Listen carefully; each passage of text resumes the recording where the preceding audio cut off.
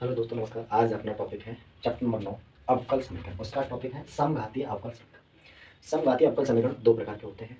उसमें पहला जो टॉपिक होता है उसमें dy by D X plus dy by D X बराबर एक्स की power 0 F of Y upon X. समघातीय अवकल समीकरण का पहला टॉपिक होता है dy बाई डी एक्स बराबर एक्स की power 0 F of Y upon X. दूसरा टॉपिक होता है अपना dx अपॉन dy बराबर वाई की power 0 F of X upon. यहाँ पर x की पावर 0 और y की पावर 0, यहाँ पर x की पावर 0 और y की पावर 0 यह सिद्ध करता है कि y तथा x की घात प्रत्येक जगह समान है। समघात अवकल समीकरण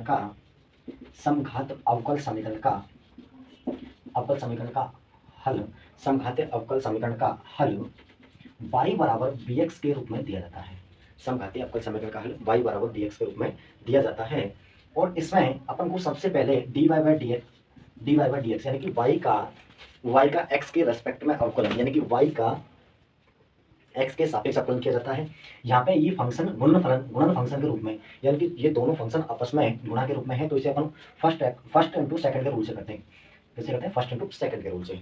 फर्स्ट सेकंड का अवकलन प्लस सेकंड फर्स्ट का अवकलन।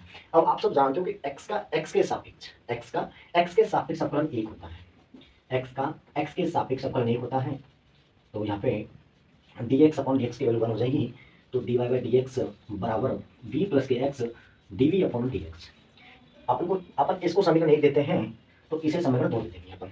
यहाँ पे dy बाई डी एक्स की जगह पे आएगी v प्लस के X dv upon D x. देखिए तो v प्लस के X dv upon D X बराबर x की पावर 0 का मान 1 होता है। x की पावर 0 का मान कितना होता है? 1 होता है। और f of y upon x का मान अपन निकालेंगे यहाँ से। तो y अपॉन x का मान इक्वेशन नंबर ए से। तो देखिए तो यहाँ पे v बराबर y अपॉन x क्या जाएगा?